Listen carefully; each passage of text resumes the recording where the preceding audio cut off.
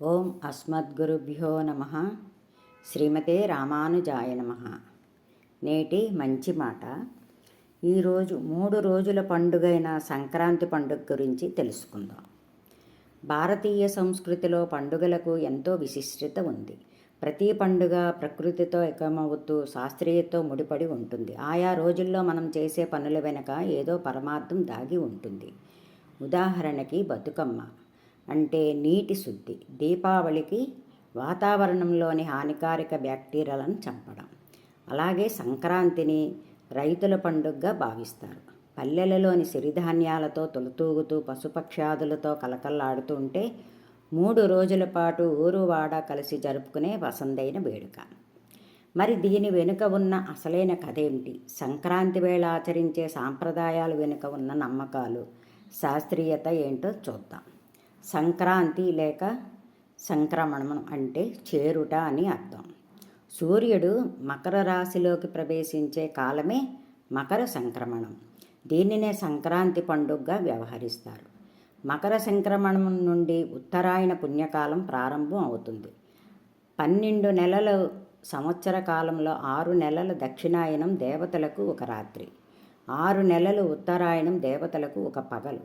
కనుక దేవతలు మేలుకునే కాలము ఉత్తరాయణ పుణ్యకాలం. ఈ ఉత్తరాయణం అనేది అందుకే మనకు అంత ముఖ్యం. మార్గశిర పూర్తి కాగానే ఉత్తరాయణం మొదలవుతుంది. సంక్రాంతి పండుగలలో మొదటిది భోగి. ఆ రోజున నువ్వుల నూనెతో మర్దన చేసుకొని సూర్యోదయానికి ముందే స్నానాది కార్యక్రమాలు ముగించి ఇంట్లో భోగి మంటలు పెడతారు. ఇంట్లో ఉన్న చెడును మంటల్లో కాల్చేసి ఇంట్లో కొత్త శోభ వచ్చేలా చేయడం దీని పరమార్థం. అయితే హోమాన్ని ఎంత పవిత్రంగా వేస్తామో భోగి మంటలు కూడా అంతే నిష్టగా వేయాలి.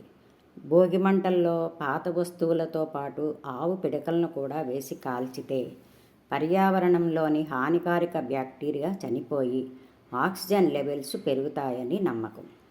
ఈ రోజున పంటను చేతికి అందించిన భగవంతుడికి కృతజ్ఞతగా కొత్త బియ్యంతో పరవాన్నం వండుతారు. తమిళనాడులో కొత్త బియ్యంతో పొంగలు చేసి నైవేద్యం పెడతారు కాబట్టి దీన్ని పొంగల్ అని పిలుస్తారు. చిన్నపిల్లలకు భోగి పళ్ళు పోస్తుంటారు. రేగుపళ్లను తల మీద పోసి దీవిస్తారు. పిల్లల మీద ఉన్న చెడు దృష్టి తొలగుతుందని భావిస్తారు. పిల్లల్లో జ్ఞానం పెరుగుతుందని విశ్వసిస్తారు. రేగుపళ్ళు, చెరుకు గడలు, బంతి పువ్వులు, చిల్లర నాణ్యాలు, భోగి పండ్లను వాడతారు. సూర్య భగవానుడి ఆశీస్సులు కూడా లభిస్తాయని భోగి పళ్ళను పోస్తుంటారు. 2వ రోజైన మకర సంక్రాంతి. అది పెద్దల పండగ.